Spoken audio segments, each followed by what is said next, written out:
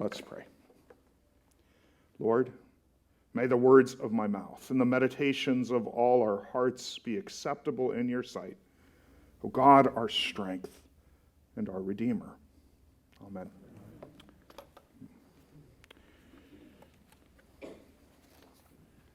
Well, if you have a prayer book this morning, and I recognize most folks won't, but if you do, you could turn to page 444, which is our psalm today.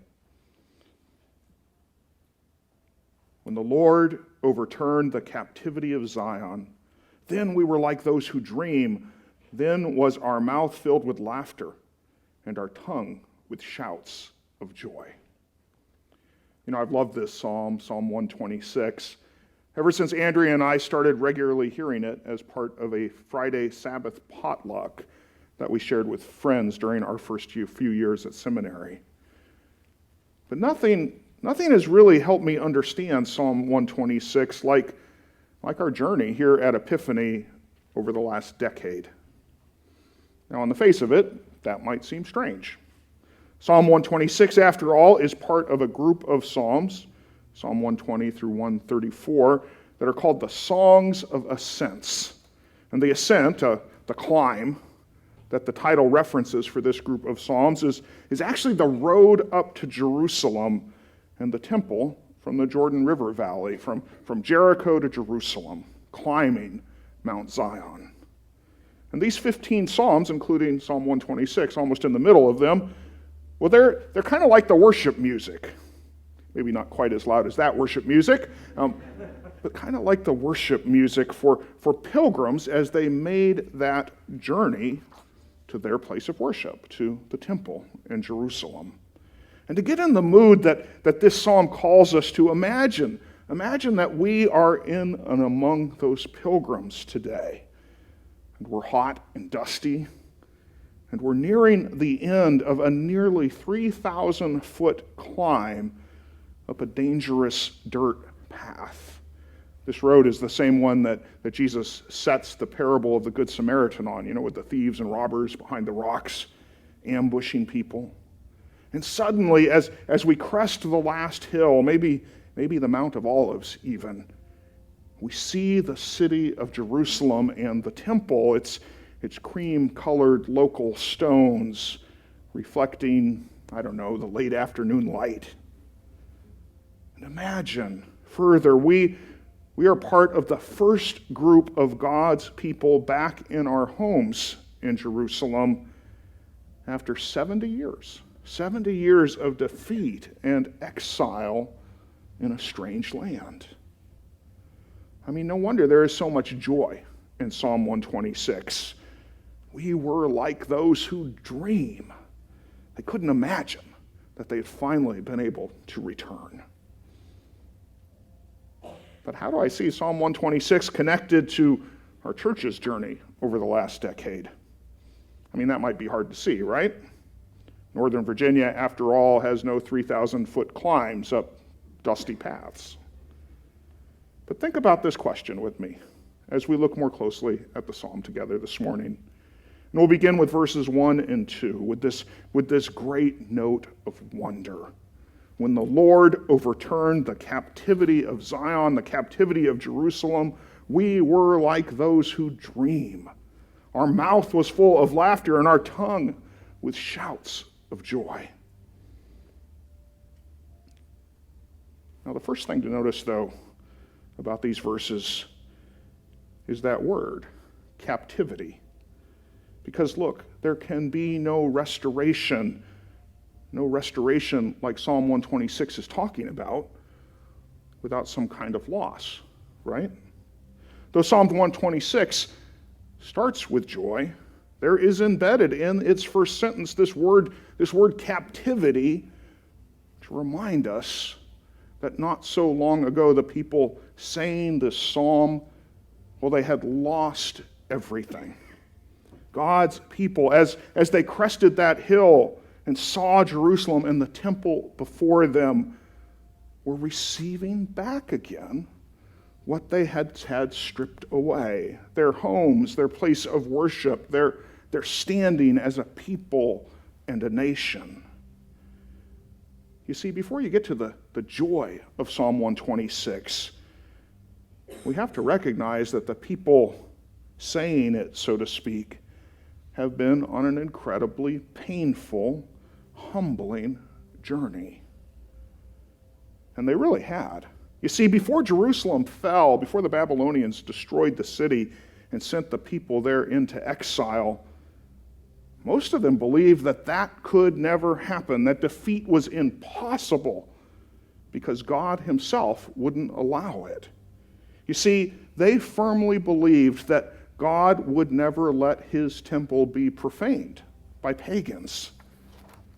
In fact, we know from the prophet Jeremiah that the idea that no matter what, God would always protect his temple, well, it was almost a proverb in Jerusalem before the exile. God's people, they didn't listen to Jeremiah when he says in chapter 7, verse 4, "Do not trust in these deceptive words. This is the temple of the Lord." In other words, nothing bad will happen. This is the temple of the Lord, the temple of the Lord, the temple of the Lord. The exiles, well, they were shocked to discover that Jeremiah was right, that those words and the implicit promise behind them that somehow, some way, God would always protect his temple and his city were deceptive. So the first thing to notice this morning is that the starting point of Psalm 126 is joy. It is restoration. But that restoration can only come after real, unexpected loss and captivity. The joy and laughter and the out-of-body sense of being in a dream in Psalm 126, well, it has its roots in real, honest pain. And I think this is the first place where our journey at Epiphany helped me understand Psalm 126 better. You see, a bit over 10 years ago now, actually almost exactly 10 years ago by a couple months, we learned that we were going to lose what is now our old building.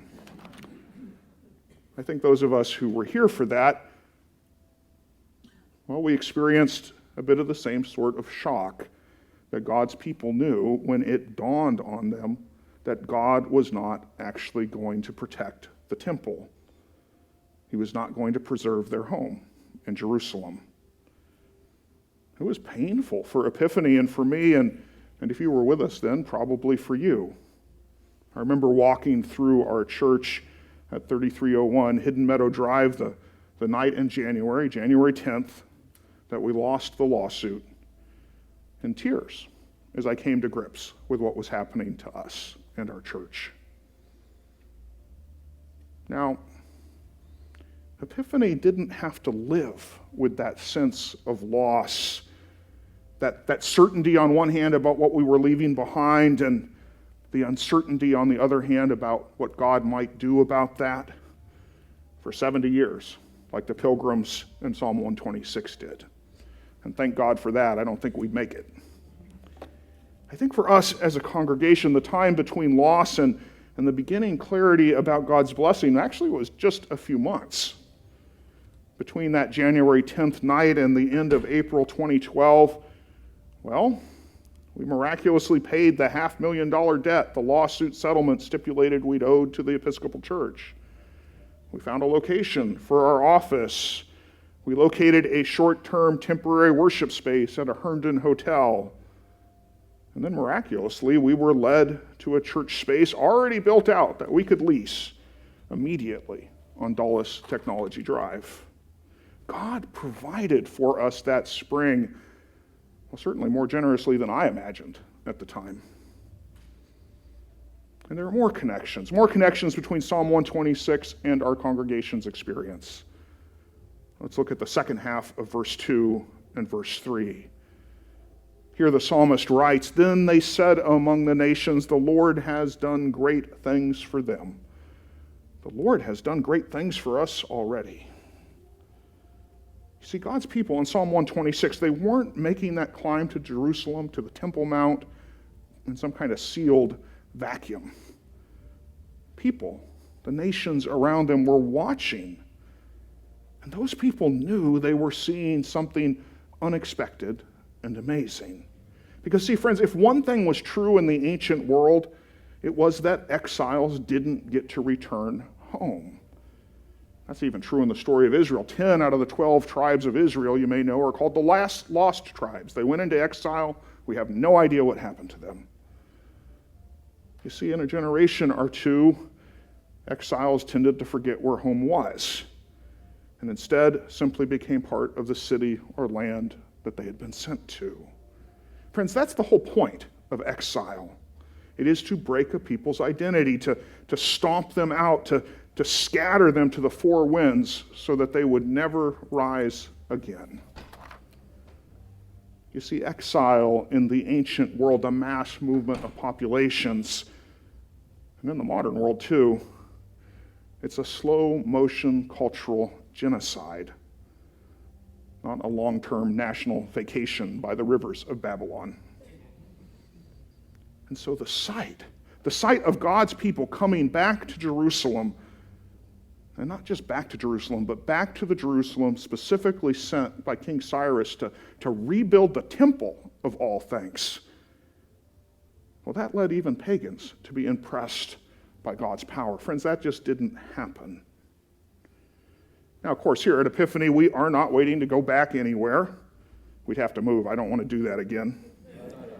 Not to our location on Hidden Meadow Drive, and certainly not to the leaky roof and crazy parking situation at Dulles Technology Drive. But if there's one thing we have really learned as a church since 2012, it is that we, the people of Epiphany, well, we are the temple. We are the church, wherever we happen to be worshiping. But it's also true that our story has been cause of comment and wonder and support in some odd places. We also have not been living in a vacuum. People definitely were watching us as we move through all the transitions of the last decade. And people have been surprised and amazed by the way that not only are we still here, but that God has taken care of us, given us places to meet and kept us together as a congregation. And friends, this is so important, has protected us from the bitterness we might have about our church's story. Amid our losses, God has restored so much. As we went out, God went with us. And as people look at our story over the last decade, people have said the Lord has done great things for them. But this is not where Psalm 126 ends or where our story at Epiphany ends, is it? You see, the fact is that the pilgrims described in this psalm, when they crested that final hill and looked at the city of Jerusalem and its temple and those local cream-colored stones, and if you've been there, they still build with these same stones all around Jerusalem. Those cream-colored stones, well, they saw a city and they saw a temple mostly in ruins.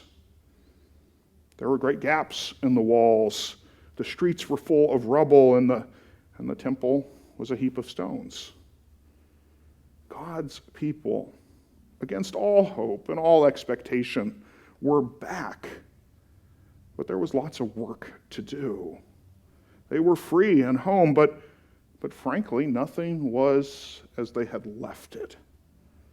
I mean, no wonder they say, "Overturn our captivity, O Lord," as when streams refresh the deserts of the south.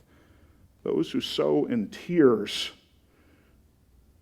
those who work aware of the losses they have suffered, shall reap with songs of joy. He that goes on his way weeping and bears good seed shall doubtless come again with joy and bring his sheaves with him. Bring the harvest with him. And friends, that has been true for us. We have experienced many restorations in the last 10 years. We have seen God's grace for us even as we have rebuilt. And as we have pilgrimaged, well, we've done our best to continue planting the little seed and trust God's promise of a continuing harvest. And there has been a harvest, hasn't there? My best guess is over the last decade, we have baptized somewhere around 60 new Christians at Epiphany. Maybe more. That's a conservative estimate. We've shared the gospel of Jesus with hundreds of kids at Coates Elementary School that, frankly, we never would have come into contact with had we stayed where we were.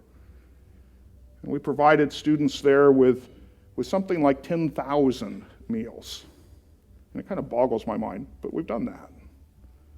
We've built relationships with Arbor Terrace and stayed connected with them and their residents, even through the pandemic when they couldn't let us in the front door. And after worshiping at a hotel at Dulles Technology Drive and in an elementary school, well, we moved here to Centerview Drive 4 years ago now. Now, of course, Psalm 126 was not written just for us, but it is a picture about how God sticks with his people, how he blesses his people, even when they're on an exile journey, even when it seems their temple was taken away, and even when it feels like all the walls were broken down. Friends, the Psalm 126 pattern is clear. It is loss, real loss, restoration by God's grace, and a call to generous planting while we trust in God's promise of a continuing harvest.